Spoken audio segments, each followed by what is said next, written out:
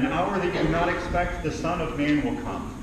We enter into this first Sunday of Advent, the season of lights, of keeping vigil, a season of waiting for where the Lord is indeed coming. Just last week, I got a FedEx package delivered to my door. It was delivered to, I live on Griffin Road, right across on Mammoth Road. And the package was my address, but it was to Griffin Avenue, with a weird guy's, not a weird guy, but a guy's name on it. I don't know who it is. I hope it's not a weird guy, but the guy's name on it. And I could have been really nosy and open up the package and see what he got from Amazon.com or whatever, but I didn't do that. But I decided to take the package from where I am, and Griffin Avenue is right down the street from Griffin Road. So I decided to get in my car and drop it off at the correct house. So I pulled up in the driveway, and then I hesitated. I said, okay, if I go with this package and I ring the doorbell, they're going to answer and say, who are you? What are you doing with my package? Give that to me. I didn't know if they had a bat or what they were going to do, because, I mean, it's very strange to have a weird person show up at your door. I mean, I'm not a weird person. Okay, I am. So anyway, but we go through this whole thing in our head of always being skeptical. We're skeptical of somebody that comes to our door. We want to ask them a lot of questions, and hopefully they're just going to go away, because we want our peace, our inner security, and we don't want anybody in our lives but those that are close to us. We live in the age of security cameras and sleeping with one eye open at night because we don't want to be had or taken advantage of or whatever. So we always are in the immediate position of being skeptical of anybody else who tries to come into our life. And in the readings today in the Gospel, people are going to be eating and drinking, and some people are going to be getting drunk and just carrying along their merry way. But the Son of Man is going to come at a time that we don't expect. So we go along our merry life and are just so active and always on autopilot doing a bunch of stuff. But do we ever calm down at all to realize where he is coming each and every day, right underneath our nose? And we come into the Advent season. That's what the season is, to slow down a little bit. We're awaiting the coming of the Savior, the light of our life to come into the world. He already is coming over and over and over again. But are we too busy to actually realize it?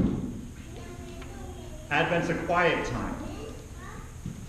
Sitting in our house with quiet music playing, Christmas music, and the lights dim, the tree on. Those are the earliest memories of the Advent season in my household growing up, where we had the nativity there, Jesus wasn't there, and it was just a quieting time to let in where the Lord may be coming into our lives. And at Christmas, being able to welcome him fully, not being skeptical.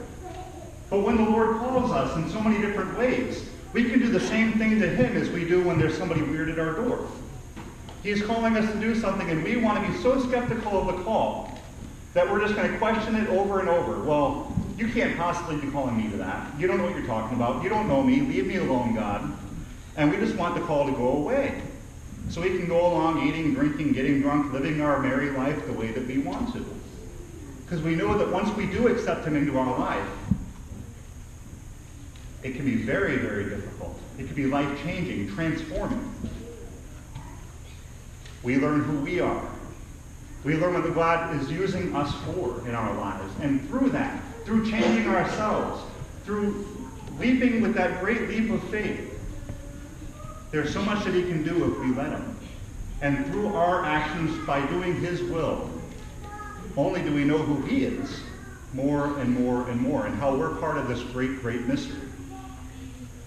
A friend of mine, after feeling the call to the priesthood, and trying to push it away and push it away and push it away, being skeptical of the whole thing, God couldn't be possibly using me, this isn't for me.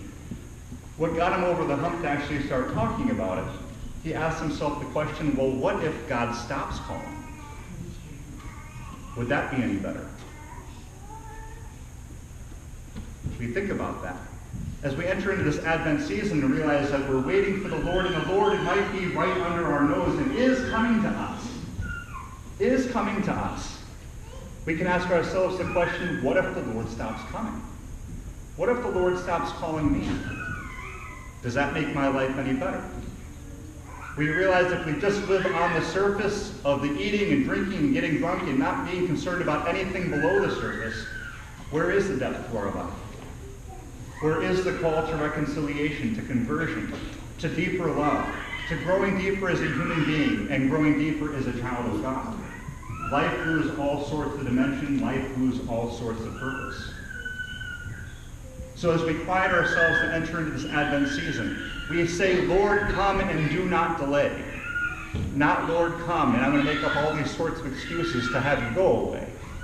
No, we are preparing ourselves to enter him fully, to let him enter fully into our lives when we come to Christmas.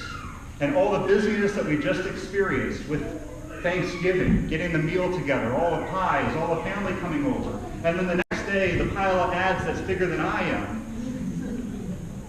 we still need to say, okay, I understand where all the pressures are coming from outside of me to make this a hustle and bustle season.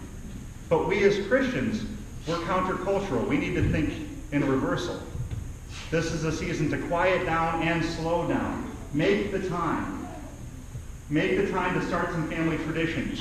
Make the time to quiet the house and be this time of prayer and reflection. To open ourselves to where Jesus is, even today, right under our nose. And may we lose the direct response that a lot of us have just to be skeptical. We as a parish community, we are known around the area for how welcoming we are. Our welcome ministry, the welcome center, all sorts of things. Not meeting somebody and having them fill out a questionnaire of who they are first before they can sit in a pew. But we take that into our households. We take that into our lives. And Jesus, in fact, wants to barge right into our lives too. May we welcome him in open arms, but prepare ourselves during this Advent season together as a family of Christ, our families at home, and also deep within our souls.